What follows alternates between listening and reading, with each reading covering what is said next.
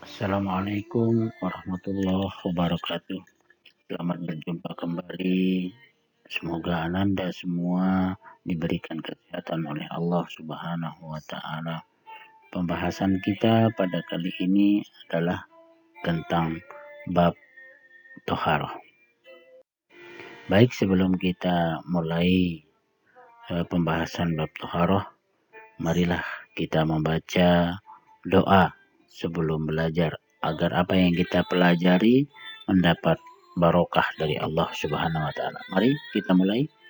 Bismillahirrahmanirrahim. Raditu billahi rabba wa bil islami dina wa bi Muhammadin nabiyyan wa rasula. Rabbi zidni ilma warzuqni fahma. Amin ya rabbal alamin. Anak-anakku sekalian, baiklah kita mulai pembahasan kita pada kali ini dengan bab toharoh. Toharoh, kalau kita mempelajari fikih, maka bab pertama yang kita pelajari adalah toharoh. Kenapa toharoh? Karena toharoh atau bersuci itu merupakan kunci dari semua ibadah. Apabila toharoh bersuci kita tidak benar, maka semua ibadah kita, ibadah sholat kita terutama menjadi tidak sah. Insya Allah dalam pembahasan bab toharoh ini kita akan bahas tentang apa itu hadas, apa itu najis, berapa macam hadas, berapa macam najis. Tentu untuk mensucikan hadas kita wudhu, kemudian ada juga kita mandi wajib, atau sebagai pengganti wudhu ada tayamum. Semua itu insya Allah kita akan bahas di bab toharoh dalam beberapa pertemuan. Untuk pertemuan pertama ini kita akan membahas tentang toharoh dulu. Apa definisi toharoh? Toharoh itu artinya bersih atau bersuci. Definisi itu sama dengan pengertian. Pengertian kalau bahasa Sasa itu, bahasa Indonesianya sabuk. Pengertian untuk mengencangkan perut. Pengertian. Jadi definisi atau pengertian toharoh itu adalah bersih atau bersuci. Sedangkan menurut istilah ialah menghilangkan sesuatu yang ada di tubuh, pakaian atau tempat dari hadas dan najis yang menjadi penghalang bagi pelaksanaan sholat dan ibadah lainnya menurut tuntunan syariat Islam. Jadi jika ada yang melekat di tubuh kita, baik itu hadas maupun najis, maka harus kita sucikan terlebih dahulu sehingga ibadah kita menjadi sah, sholat kita menjadi sah. Itulah yang disebut dengan toharoh. Dalil tentang toharoh ini adalah surat Al-Baqarah ayat 222. Sekali lagi surat Al-Baqarah ayat 222. Bismillahirrahmanirrahim. Innallaha yuhibbut tawwabina wa yuhibbul mutatahhirin. Sesungguhnya Allah mencintai orang-orang yang bertaubat dan orang-orang yang menyucikan diri. Jadi ini dalil tentang toharoh. Kemudian dalil berikutnya ada hadis Nabi Sallallahu Alaihi Wasallam yang diriwayatkan oleh Imam Muslim. La yaqbalullah salatan bighairi tahura. Allah tidak menerima salat seseorang yang tidak dalam keadaan suci. Jadi jika kita tidak dalam keadaan suci, kita berhadas atau terkena najis, maka salat kita tidak diterima sebelum kita bersuci. Nah, ini pentingnya bersuci atau toharoh. Baik, kita lanjutkan. Sepintas kalau kita melihat antara bersuci dan membersihkan diri, sepintas sama. Tetapi sebenarnya antara bersuci dan membersihkan diri itu ada beberapa perbedaannya. Kalau kita lihat, pertama niat. Dalam bersuci menjadi rukun ketika kita harus membaca niat. Jadi dalam bersuci itu niat itu adalah wajib. Sedangkan ketika membersihkan diri seperti mandi itu tidak perlu kita niat. Yang Pak Guru maksud mandi ini mandi biasa, bukan mandi wajib. Kemudian yang kedua, bertujuan untuk membersihkan. Dalam bersuci, ya tujuannya tentu untuk membersihkan. Kemudian membersihkan diri, ya sama tujuannya membersihkan. Kemudian yang berikutnya adalah tata caranya diatur dalam syariat Islam. Bersuci diatur dalam syariat Islam. Sedangkan membersihkan diri tidak diatur di dalam syariat Islam. Kemudian yang keempat, mengikuti pola hidup sehat. Bersuci, tentu Islam itu mengajarkan kita harus bersih. Sehingga bersuci itu mengikuti pola hidup sehat. Membersihkan diri juga begitu, mengikuti pola hidup sehat. Jadi ada beberapa perbedaannya. Oke, kita lanjut. Toharoh itu dibagi menjadi dua. Ada toharoh batin dan ada toharoh lahir. Toharoh batin itu di dalam, tidak terlihat. Apa itu? Toharoh batin membersihkan diri dari berbagai macam syirik dan maksiat. Jadi kemusyrikan dan kemaksiatan itu kita bersihkan. Itu juga termasuk toharoh yang disebut dengan toharoh batin. Jadi syirik dan maksiat kita bersihkan, kita jaga diri kita. Itu termasuk toharoh batin. Jadi kita jauhkan diri kita dari syirik, kemudian kemaksiatan, segala bentuk kemaksiatan. Kemudian yang kedua adalah toharoh lahir. Toharoh lahir yakni bersuci dari kotoran, hadas dan najis. Jadi toharoh lahir itu bersuci dari hadas dan najis. Dengan apa? Nanti kita akan jelaskan berwudu, mandi, dan tayamum. Ya, kita lanjut. Sebelum kita menjelaskan lebih lanjut tentang toharoh, maka ada baiknya kita mengenal dulu alat-alat bersuci. Apa saja yang bisa kita pergunakan untuk bersuci. Di sini kita lihat alat-alat istinja. Tentu kalian paham apa maksud istinja. Istinja itu bahasa agama. Dalam bahasa Indonesianya cebok. Dalam bahasa Inggrisnya baby soap. Jadi istinja itu sama dengan cebok, sama dengan baby soap. Apa saja yang bisa kita pergunakan untuk istinja? Tentu yang pertama itu adalah air. Jadi boleh dengan benda cair, boleh juga dengan benda padat. Benda cair yaitu air. Air mana? Air mutlak. Nanti kita jelaskan mana yang termasuk air mutlak. Kemudian untuk benda padat yang dapat dipergunakan untuk alat istinja atau alat bersuci yakni batu. Batu dapat kita pergunakan untuk istinja. Kemudian apalagi? Tisu. Kalau tisu mungkin tidak asing lagi bagi kalian.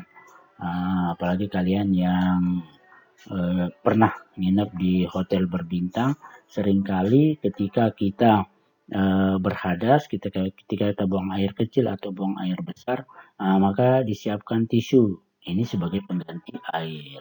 Diperbolehkan. Kemudian apa? Daun kering. Boleh. Ketika kita jalan-jalan ke hutan, kemudian tidak ada air, maka boleh kita mempergunakan daun kering untuk istinja atau bersuci. Apalagi? Kayu. Kayu juga boleh kita pergunakan untuk istinja atau bersuci. Inilah alat-alat yang bisa kita pergunakan untuk bersuci. Oke, kita lanjut. Sekarang pembagian air. Pembagian air ditinjau dari segi hukumnya. Yang pertama adalah air suci dan mensucikan. Dalam istilah fikih atau dalam bahasa Arabnya tahir mutahhir. Air suci dan mensucikan atau tahir mutahhir. Apa artinya? Air yang suci zatnya dan dapat dipergunakan untuk bersuci. Jadi air itu suci zatnya dan dapat dipergunakan untuk bersuci. Biasa kita kenal dengan sebutan air mutlak. Air mutlak ini ada 7 macam. Yang mana saja? Oke, kita lanjut. Yang disebut dengan air mutlak. 1. Air mutlak adalah air hujan. Jadi air hujan itu termasuk air suci dan mensucikan. Yang kedua, air laut. Air laut juga termasuk air yang suci dan mensucikan. Jadi bahkan di dalam hadis dijelaskan bahwa seluruh isi laut itu halal, boleh kita konsumsi. Apa saja yang ada di laut itu boleh kita konsumsi. Yang ketiga yang termasuk air mutlak suci dan mensucikan itu adalah air sungai. Jadi boleh kita mempergunakan untuk bersuci air sungai. Kemudian apa lagi? Air sumur. Ini yang keempat adalah air sumur. Kemudian apa lagi? Yang kelima adalah mata air. Jangan dibalik, air mata beda. Ketika kita bilang mata air dan air mata jauh berbeda. Yang dimaksud di sini nomor 5 adalah mata air. Kemudian yang keenam air es atau air salju. Di sini dijelaskan air es, yang dimaksud itu adalah air salju sebenarnya, bukan air es. Nanti kalian salah pengertian, kalian mau wudhu pakai air es campur, wah itu tidak boleh. Nanti kita akan pelajari boleh enggak. Tapi yang jelas tidak boleh air es. Maksudnya es campur itu tidak boleh. Bisa-bisa nanti kamu dicari sama semut. Yang ketujuh terakhir adalah air embun. Nah inilah 7 air ini yang disebut dengan air mutlak atau air yang suci dan menyucikan. Nah, sampai sini jelas? Ada pertanyaan? Nah, insya Allah tidak ada. Mengerti semua anak-anakku pinter-pinter. Oke, baik kita lanjutkan. Yang kedua adalah air suci tetapi tidak mensucikan. Atau dalam istilah fikih, dalam bahasa Arabnya, tahir gairu mutahhir. Air suci tetapi tidak mensucikan. Apa artinya? Air ini suci zatnya. Boleh kita minum. Akan tetapi tidak dapat digunakan untuk bersuci. Nah, itu yang dimaksud dengan air suci tetapi tidak mensucikan. Zatnya suci, akan tetapi tidak dapat digunakan untuk bersuci. Air ini ada 2. Yang pertama, air suci yang dicampur dengan benda suci lainnya, sehingga air ini berubah salah satu sifatnya, warnanya, baunya, atau rasanya. Contohnya air kopi. Kopi ini, air ini suci. Begitu ditaruh kopi berubah. Berubah apa? Warnanya berubah, baunya berubah, rasanya pun berubah. Air teh, air sirup, ini semua warna berubah, baunya juga berubah, rasanya juga berubah. Ini yang disebut air suci tetapi tidak mensucikan. Suci boleh kita minum, tetapi tidak boleh kita pergunakan untuk bersuci. Jangan coba-coba bersuci pakai air kopi. Kamu mau wudhu pakai kopi, apalagi kalau kopinya panas, bisa-bisa hangus wajah kita. Oke, lanjut. Air yang kedua itu dari tahir gairu mutahhir itu air buah-buahan atau air yang ada di dalam pohon. Misalnya pohon bambu, di situ ada airnya, pohon pisang ada airnya, atau air kelapa, air enau. Itu tidak boleh kita pergunakan untuk bersuci. Itu termasuk air tahir gairu mutahhir. Oke, kita lanjut berikutnya. Kita lanjut pembagian air yang berikutnya. Yang ketiga adalah air mutanajis. Apa air mutanajis itu? Air suci yang kurang dari 2 kula kemudian terkena najis. dan berubah salah satu sifatnya. Bau, rasa, dan warnanya berubah. Air yang kurang dari 2 kulah. Sekarang kita lihat 2 kulah itu setara dengan 216 liter. Maaf Pak Guru tidak bisa bilang liter. Jadi kalau kurang dia dari 216 liter, maka kurang dari 2 kulah. Kalau dia jatuh najis di situ, maka tidak boleh kita pergunakan untuk bersuci. Nah, itu yang disebut dengan air mutanajis. Air yang kurang dari 2 kulah kemudian terkena najis. Kemudian yang keempat adalah air mustakmal. Apa air mustakmal itu? Air suci yang kurang dari 2 kulah dan sudah dipergunakan untuk bersuci, walaupun tidak berubah sifatnya. Jadi, sekali lagi air suci yang kurang dari 2 kulah, tadi sudah kita pelajari 2 kulah itu berapa? 216 liter. Nah, kalau dia kurang dari itu, kemudian sudah pernah kita pakai, maka dia tidak boleh kita pakai bersuci. Misalnya air di ember yang kecil, sudah kita pakai dia wudhu, misalnya membasuh muka. Nah, kemudian kita mau pakai lagi, nah itu sudah tidak boleh lagi. Berbeda kalau air itu lebih dari 2 kulah, itu boleh. Kalau zaman dulu orang berwudhu itu tidak pakai keran karena belum ada keran. Mereka wudhu, Pak Guru masih ingat dulu. Jadi kita berwudhu itu di kolam yang besar. Kita turun di situ di kolam itu, kemudian kita berwudhu. Boleh kita karena lebih dari 2 kulah. Ya, itu pembagian air. Jadi cendrawasih burung irian, terima kasih, cukup sekian. Insya Allah di pertemuan yang berikutnya kita akan membahas tentang hadas dan najis. Kalau Pak Guru lanjutkan sekarang terlalu panjang, nanti malah kalian susah belajarnya. Insya Allah di pertemuan berikutnya kita akan membahas tentang hadas dan najis. Mana yang termasuk hadas, mana yang termasuk najis.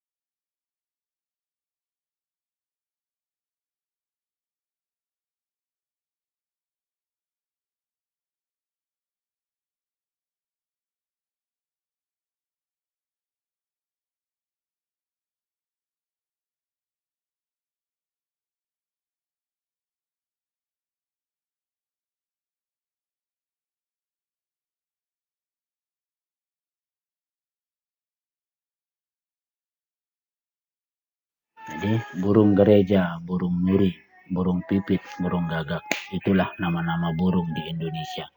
Mari kita tutup dengan membaca doa kafaratul majelis. Subhanakallahumma wa bihamdika asyhadu an la ilaha illa anta astaghfiruka wa atubu ilaik.